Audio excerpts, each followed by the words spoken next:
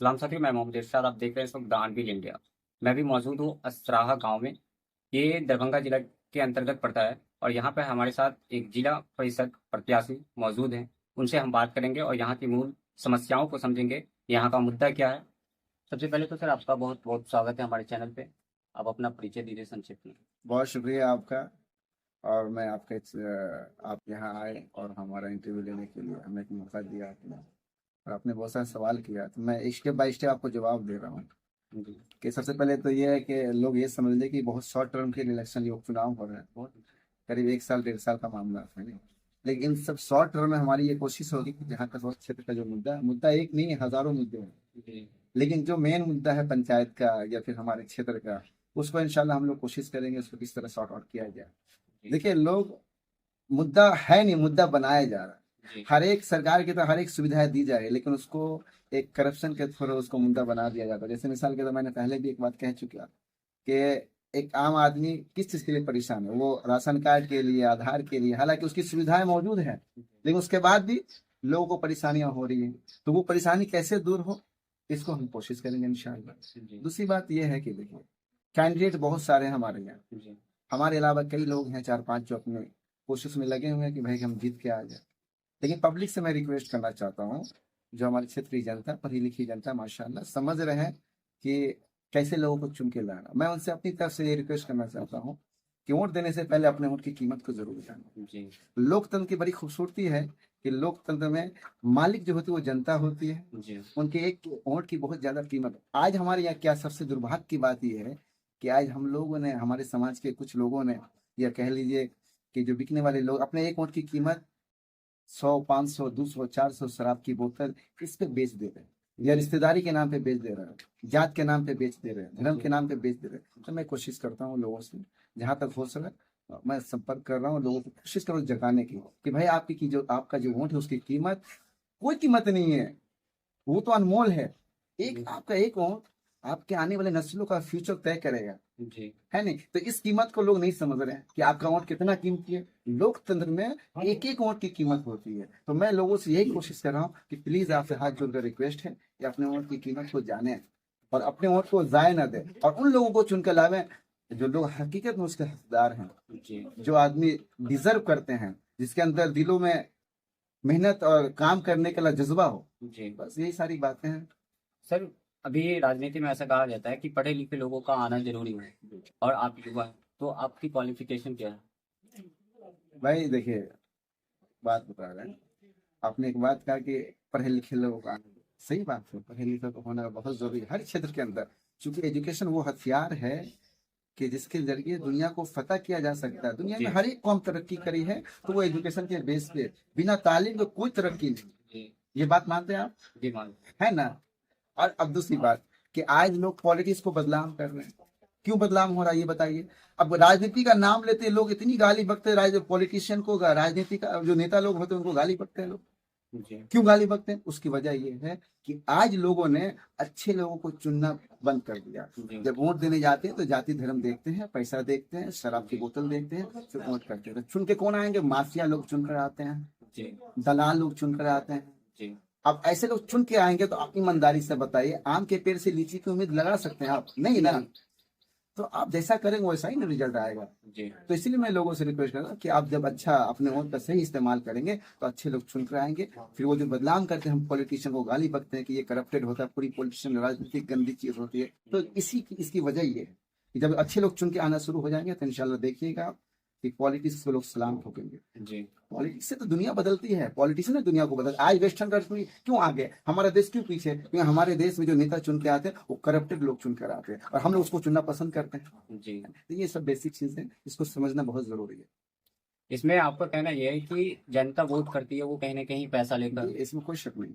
जनता विकास के मुद्दे पे वोट नहीं करती है। नहीं अगर वो नहीं। विकास के मुद्दे पे वोट करेंगे तो एक बेहतर कैंडिडेट चुनकर आ सकते जी हैं, जी। ये आपका कहना है। हाँ तो आपने इतने दिनों क्षेत्र में घूमा होगा, जी।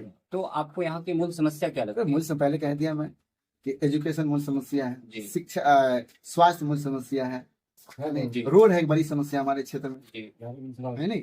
जी आप जाइए बताइए, इस जमाने में लोग बताइए ना, पूरी दुनिया आसमान पे चांद पे पहुंच गई दुनिया।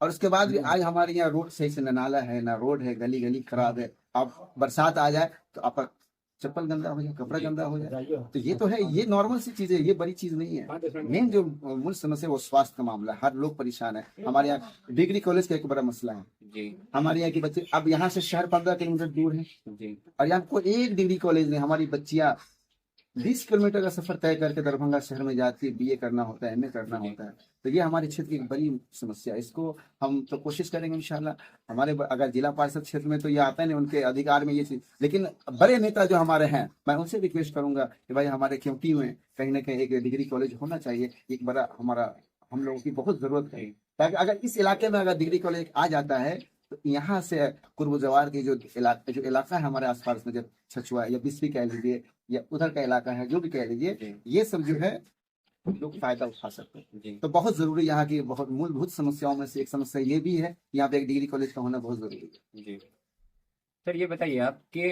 अगर यहाँ की जनता आपको चुनती है जी तो औरों से आप अलग क्या करेंगे? भैया, औरों से अलग क्या हम एलियन नजर आ रहे हैं? औरों से अलग कहाँ करेंगे? हम उन्हीं से अच्छा करने की कोशिश करेंगे। जो लोग कर रहे हैं, जो सरकार की स्कीम से उसको लाने की, जमीन पे इम्प्लीमेंट करने की कोशिश करेंगे। जी अपनी तरफ से हम कुछ दे नहीं सकते ना। जी सरकार का जो रूल है, गाइड है, उनके अंदर काम करेंगे। उसको ये कोशिश करेंगे हम लोग कि 100% जमीन को उतारने की कोशिश करेंगे। जी उसको, उसमें करप्शन ना हो, पैसा वापस ना जाए। जी आज तो ये हो रहा कि लोग मुखिया बन रहे, समिति बन रहे, सरपंच बन रहे, उनको पता नहीं कि हमारा अधिकार क्या है, जी हमारे अंदर क्या है, हम क्या क्या कर सकते हैं। कल एक जगह मैं एक प्रोग्राम में गया तो एक नेताजी आए हुए थे, वो कह रहे थे कि हम आपके यहाँ एक स्टेडियम दे देंगे, हम ये दे देंगे, हम वो दे देंगे। जी मोदी जी की तरह वो भाषण दे रहे थे, है नहीं? जी लेकिन हालांकि पहले से प्रावधान है कि पंचायत के मुखिया का चाल है, अगर अपने थ्रू वो पंचायत में स्टेडियम या कोई एक छोटा सा मैदान या गार्डन सब करवा सकते हैं। जी उनको अधिकार सरकार ने दे रखा पहले से, लेकिन मालूम नहीं है, इसलिए इस तरह की बातें कर रहे हैं। तो कोशिश हमारी ये होगी कि जो भी सरकार का गाइडलाइन है, उनकी तरफ से जो योजनाएं आती हैं, उनको 100% जमीन को उतारने की कोशिश करेंगे। आपका कहना यह है कि सरकार योजना तो लाती है जी जी। लेकिन उसको उतारने वाले लोग नहीं बन पाते हैं। उनको पता भी नहीं होता, इसलिए जमीन को जी। उतार नहीं पाते हैं। अच्छा ये बताइए कि बिहार सरकार अपने बजट का ज्यादातर पैसा शिक्षा पे खर्च करती है, ठीक। स्वास्थ्य पे खर्च करती है, लेकिन आज भी लोगों को बेहतर शिक्षा के लिए, बेहतर स्वास्थ्य व्यवस्था के लिए हमको दूसरे स्टेट में जाना पड़ता है और वहां जाकर दर दर भटकना पड़ता है। इस पे आपका क्या कहना है? देखिए, ये बहुत अच्छा क्वेश्चन आपने किया, बहुत इंपॉर्टेंट क्वेश्चन है। हमारे यहाँ पता है ना कि एक बड़ा पैसा हमारे यहाँ शिक्षा पे खर्च होता है, उसके बाद ही पलायन हो रहा है यहाँ से। एक डेटा मैं देख रहा था कि हर साल 8 से 10 हजार करोड़ रुपया हमारा बिहार से दूसरे स्टेट को जा रहा है, सिर्फ शिक्षा के मामले कि यहाँ के बच्चे तालीम हासिल कर रहे दूसरे स्टेट जा करके। जी और जिसमें हमारा पैसा जो हमारे स्टेट बिहार को आगे बढ़ाते, वो पैसा हमारा दूसरे स्टेट को जा रहा है। जी तो ये जरूरी है कि हमारे ज्यादा से ज्यादा कॉलेज खुले। इसके लिए क्या हमारे जो मंत्री है, जो हमारी सरकार, उसको ध्यान देने की जरूरत है कि ज्यादा से ज्यादा ITI college, engineering college, BEd college, जो भी कॉलेजेस हैं, सब यहाँ से ज्यादा खुले, ताकि यहाँ का बच्चा, उसको जरूरत नहीं पड़े दूसरे स्टेट जाने की।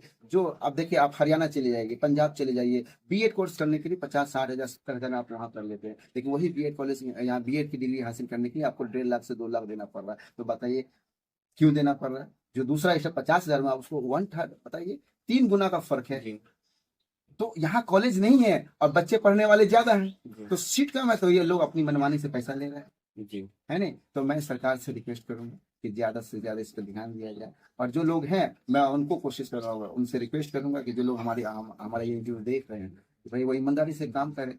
जो ब्यूरोक्रेसी का मामला यहाँ पे है ना, जो हमारे ब्यूरोक्रेट्स हैं, वो सही से काम नहीं कर पा रहे हैं, हमारे जो ऑफिसर्स हैं वो सही से काम नहीं कर पा रहे। तो ये सारी चीजें हैं, ये करप्शन दूर करने की जरूरत है। अंत में आप यहाँ की जनता को क्या कहना चाहेंगे? मैं बस यही बात कहना चाहता हूँ कि मैं अपनी जनता को, प्यारी जनता, पढ़ी लिखी जनता को मैं कहना चाहता हूँ कि प्लीज आप वोट देने से पहले एक बार जरूर सोचें कि आपके लिए बेहतर कौन कर सकता है, आपका बेहतर रहनुमा कौन बन सकता है। आपका एक वोट का मतलब ये होता है कि आप दिल से इस बात को एक्सेप्ट करते हैं कि हम जिसको वोट देने, वो मेरा रहबर है, वो मेरा रहनुमा है, वो मेरा लीडर है। तो आप पहले ये डिसाइड कर ले कि हम क्या, जिसको वोट देने जा रहे हैं वो मेरा रहबर बनने के लायक है भी कि नहीं। जरूर सोचें। बस यही बातों की बात है। बहुत शुक्रिया आपका। Thank you. ये हमारे साथ थे जिला परिषद कैंडिडेट और इनसे हमने बात किया स्वास्थ्य पे, शिक्षा पे और भी बहुत सारे मुद्दे पर। इनका कहना है कि जनता हमको एक बार मौका दे और हम औरों से बेहतर काम कर दिखाएंगे। मैं मोहम्मद इरशाद द अनवील इंडिया के साथ मिलते हैं फिर किसी दूसरे टॉपिक के साथ। जब तक के लिए शुक्रिया।